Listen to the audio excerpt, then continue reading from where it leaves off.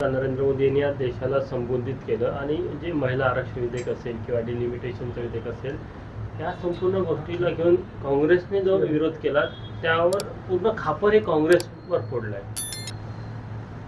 पहिली गोष्ट, देशाला जेव्हा प्रधानमंत्री संबोधित करतात तर देशावर येणाऱ्या संकटाच्या बद्दल,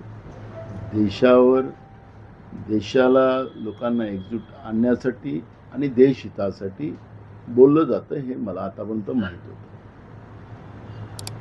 झूठ बोलो बार बार बोलो असं मोदीचंच वाक्य आहे. अनेक सुरुवातीच्या 2014च्या काळामध्ये त्यांची भाषणं झाली आणि त्या भाषणामध्ये त्यांनी काँग्रेसवर टीका करत असताना त्यावेळेसही आणि आजही त्यांच्या देशाला संबोधित करत असताना काँग्रेसचं मला वाटतं की त्यांनी त्यांच्या अर्ध्या तासाच्या भाषणामध्ये जवळपास 150 वेळ त्यांनी काँग्रेसचं नाव घेतलं. काँग्रेसची एवढी भीती मोदींना काय, 56 इंचीचा सीना आहे ना, पण ते 56 इंचचा सीना ट्रम्पच्या समोर कसा बागला ही देशाने पाहिलेला आहे. आणि जेव्हा ते बोलत होते, मी माझ्या मोबाईलवर पाहत होतो तर 99% लोक त्यांना फेकू म्हणत होते, काय वेगळ्या भाषेत होतं. मी ती भाषा इथं वापरणार नाही. आता देशाच्या प्रधानमंत्र्यावरच भारताच्या जनतेचा विश्वासच राहिला नाही आहे, कारण की देशाचा प्रधानमंत्री वारंवार खोटं बोलतो आहे. त्यांनी 2023मध्ये महिला आरक्षणाचं बिल आलं. त्या बिलामध्ये काँग्रेससहित सगळ्या विरोधी पक्षांनी त्याला सपोर्ट केला, ते मंजूर झालं आणि यांनी सांगितलं की आम्ही 2024च्या पहिले जनगणना करू आणि त्याच्या आधारावर या पद्धतीची रचना आम्ही तयार करू, पुनर्रचना त्याच्यामध्ये येईल. आता आपण 2024च्याही लोकसभेच्या निवडणुका झाल्या, आता आपण 2026 मध्ये आलो. राहुल गांधीच्या दबावामुळे यांना अखेर जातीनिहाय जनगणना मान्य करावी लागली. यांनी कॅबिनेटमध्ये नरेंद्र मोदींनी निर्णय घेतला आणि देशाच्या जनतेने त्या निर्णयाचं स्वागत केलं. आता जनगणना सुरू झाली, त्याच्यामध्ये ओबीसीचं कॉलम नाहीये. म्हणजे याचा अर्थ वारंवार देशाचे प्रधानमंत्री या देशाच्या बहुजनांबरोबर विरोधात हे सातत्यानं आहे, हे त्याच्यात स्पष्ट झालेलं आहे. आणि त्याच्यामुळे या बिलामध्ये जे आता संविधान संशोधन बिल ज्यांचं होतं, नाव मोठं ठेवायचं, नारी शक्तीला नमन करायचं नाव ठेवायचं, पण मणिपूरमध्ये ज्या पद्धतीनं महिलांना उघडं करून त्यांची मानहानी केली, त्यांचं वस्त्रहरण केलं, त्यांचं चिरहरण केलं, त्यांच्यावर अत्याचार केला, त्याच्यावर देशाचे प्रधानमंत्री बोलायला तयार नाही का? मणिपूर भारतातला भाग नाही? तिथं राहणाऱ्या महिला ज्या आहेत त्या भारतीय नाहीत? आणि आता मी लोकसभेचे आकडे तुम्हाला सांगतो. लोकसभेमध्ये यांच्या महिलांचं नेतृत्व, यांनी जे महिलांना तिकिटा दिल्या त्याच्या फक्त 10% महिला आहेत, काँग्रेसच्या 13% आहेत आणि 37% टीएमसीचे, जे टीएमसीला आरोप करतात मगापासून. महिलांचा सन्मान आम्ही केला विरोधी पक्षांनी. बीजेपीला महिला नकोत. आपली खुर्ची वाचवण्यासाठी, सत्ता वाचवण्यासाठी हा एक असफल प्रयत्न.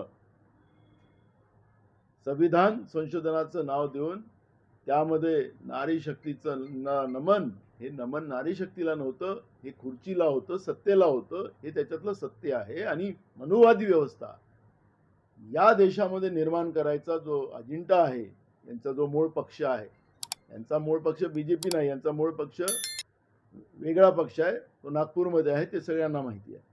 त्यामुळे या मनुवादी व्यवस्थेला थांबवलं गेलं. म्हणून यांचा जो रेकॉर्ड केलेलं भाषण होतं ते 8:30 वाजता दाखवण्याचं काम केलं. ते रेकॉर्डच होतं, टेलिप्रॉम्प्टरवर ते बघतात, टेलिप्रॉम्प्टर विना बघून ते बोलू शकत नाही. आणि त्याच्यावरच त्यांनी काँग्रेसला किती शिवा घालायच्या, त्यांच्यासोबत असलेल्या पक्षांना किती शिवा घालायचं याचं त्या आकडा ठरवला गेला होता.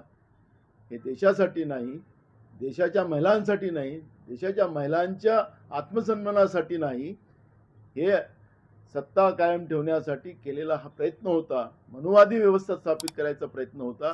तुम्ही या देशाच्या जनतेला जे सांगितलं होतं की आम्ही जातीनिहाय जनगणना ओबीसीची करू, का केली नाही, का करत नाही? अमित शहा सांगतात की आम्ही पहिले घराचा सर्वे चाललेला आहे, आमची घराची जनगणना चाललेली आहे, घराची जनगणना केली जाते.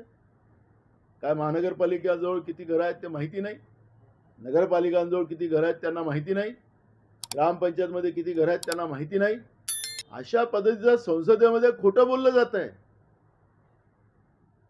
तुमच्यामध्ये दम असेल ना, आणि काँग्रेसने भूमिका दिलेली आहे, आम्ही या बिलाचं समर्थन करू, पण केव्हा करू की त्याच्यामध्ये OBC, schedule caste, schedule tribe, भटक्या विमुक्त जातीची काय हिस्सेदारी असेल त्या जनगणनेच्या आधारावर तुम्ही करा, त्याला आम्ही सपोर्ट करू, ही भूमिका मांडलेली आहे. देशाच्या बहुजन लोकांना संसद आणि विधानसभेमध्ये बहुजन लोकांच्या महिलांना स्थान मिळावं, ही आमच्या नेत्या राहुल गांधींची भूमिका आहे.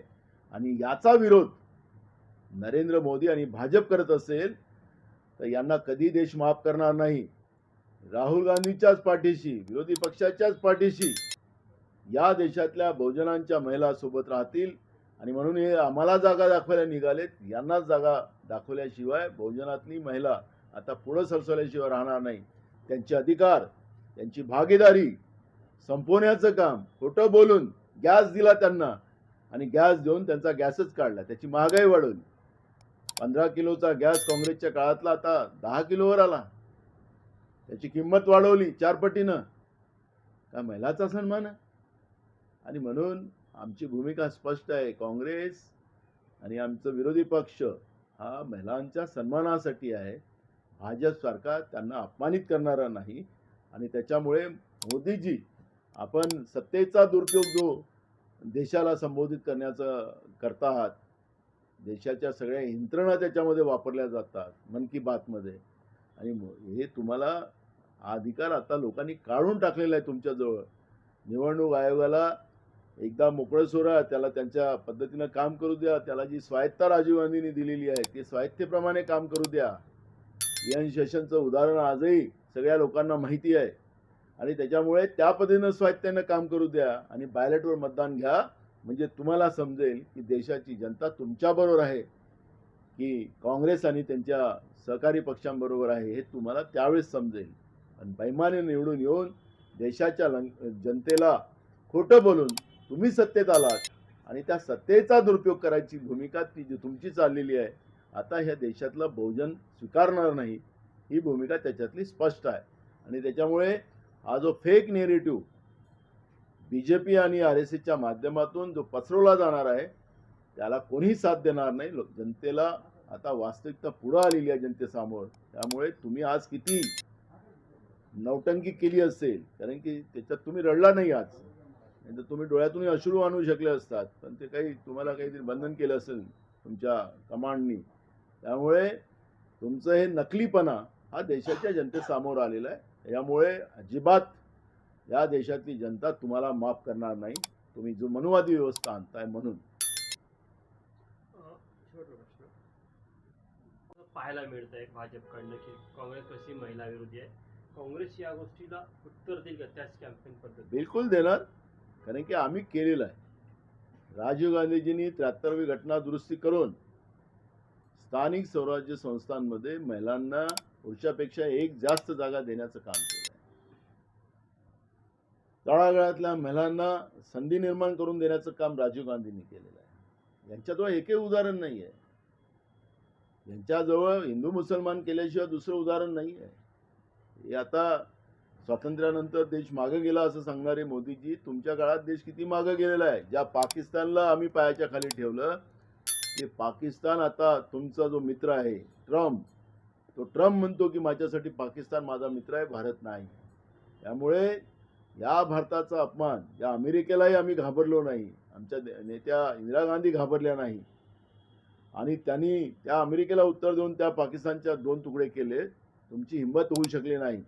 तुम्हाला ट्रम्पचं नाव घ्यायला तुम्हाला भीती निर्माण होतं. तुम्ही या देशाची मान झुकवलेली आहे, आणि इराणसारख्या आपल्या मित्राला गमवण्याचं पाप तुम्ही केलेलं आहे, आणि त्याचा परिणाम महागाईचा आता या देशाला भोगावा लागणार आहे, हे नाकारता येणार नाही. तुम्ही नोटबंदीचा मुद्दा काढला. नोटबंदीमध्ये गरिबांना लाईनमध्ये लावून तुमच्या मित्रांना तुम्ही फायदा दिला, अदानींसारख्या लोकांना. बँका लुटल्या गेल्यात, तुम्ही त्या नोटबंदीचं समर्थन करताय.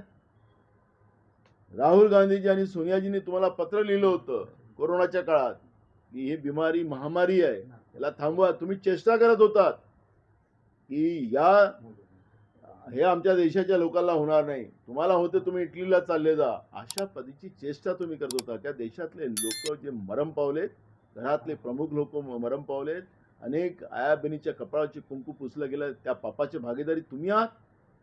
तुम्ही का नाही त्यावेळेस देशाच्या सगळ्या सीमा सील केल्या?